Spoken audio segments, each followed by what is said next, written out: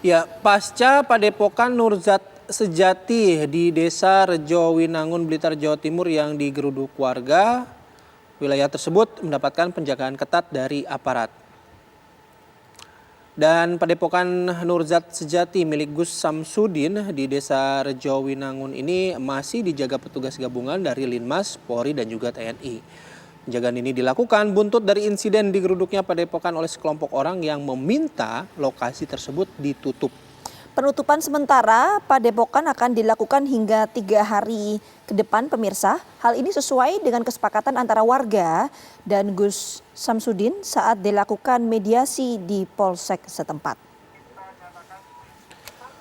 Oke, untuk mengetahui apa pangkal masalah, bagaimana mula peristiwa ini, kami akan mengajak Anda untuk berbincang dengan Kepala Desa Rejo Winangun, ada Bapak Bagas Wigasto. Selamat pagi, Assalamualaikum Pak Bagas.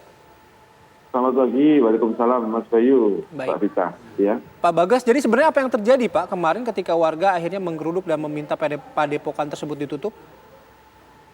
Ya, jadi begini Mas Bayu, sebenarnya kejadian pada hari Minggu itu sebenarnya merupakan rentetan kejadian yang sangat panjang sekali.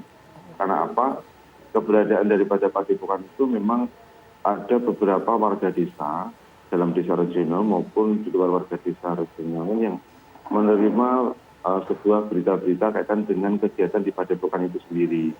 Nah, terus puncaknya ketika ada kunjungan dari kreator YouTube. Pada waktu itu terjadilah sebuah perdebatan antara dari lawyernya atau pengacaranya dari Padepokan dengan kreator YouTube tersebut.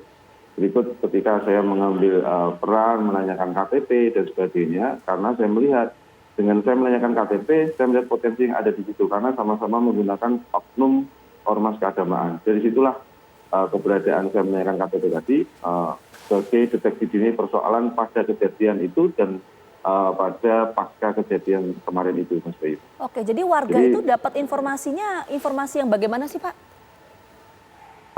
Terkait dengan kegiatan di Padepokan itu kan ada pengobatan nih Mbak, ada pengobatan alternatif begitu kan di situ itu karena itu kawasannya sangat tertutup sekali, ada tembok yang tinggi, kemudian masuk pun juga harus melalui regulasi kaitan dengan pendaftaran dan sebagainya.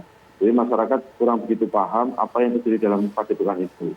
Dari rumor yang ada itu ada Padepokan kaitan dengan pengobatan itu ada keluhan daripada masyarakat luar desa.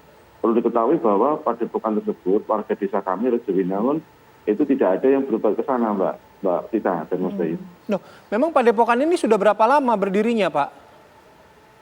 Padepokan itu berdiri 2020 dengan surat izin yang kami punyai di desa, sama persis dengan yang dimiliki oleh Dinas Kesehatan, itu adalah tukang pijat tradisional dengan menggunakan media kelapa muda dan madu murni, seperti itu. Tapi dalam prakteknya, kan kebetulan si Gus Samsudin itu sendiri kan juga kreator YouTube nih Mas.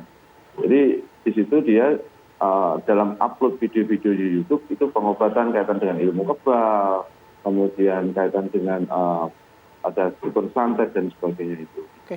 Nah, Pak Bagas, tapi saya ingin mendalami lagi. Tadi kan Pak Bagas sudah mengidentifikasi ada potensi gesekan begitu melihat KTP begitu ya.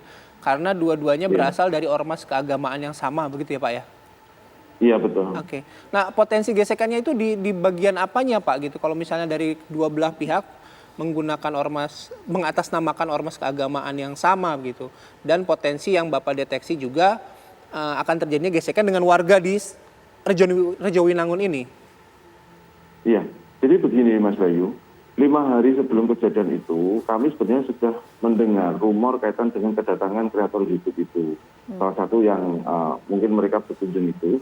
Dari situ, sebenarnya ini rentetannya panjang Mas Bayu. Oke. Dari salah satu yang mengikuti daripada kreator YouTube itu, dulu itu sudah pernah punya permasalahan dengan Usudin di kantor desa. Itu 1 tahun yang lalu. Nah, itu berinisial N, kemudian dia seorang anggota daripada oknum anggota dari ormas keagamaan tadi. Kemudian yang kedua, dari kubunya Gus Udin sendiri juga begitu.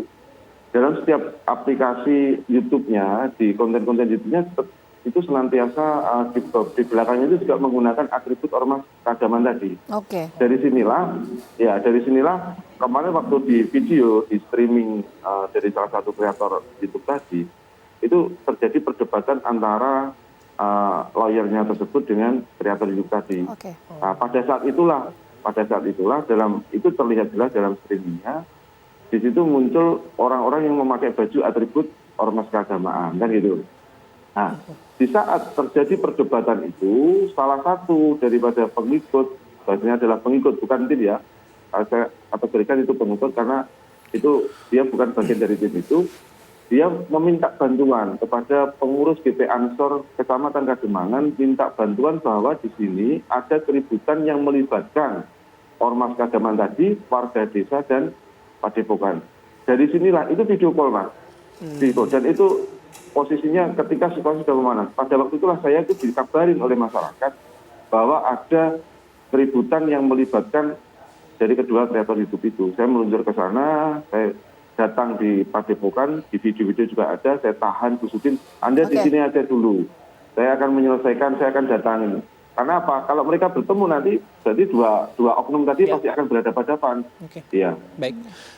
Baik Pak Bagas, terima kasih atas waktunya. Mudah-mudahan permasalahannya segera terselesaikan begitu ya. Sehat selalu Pak Bagas dan rekan-rekan di sana. Sehat selalu.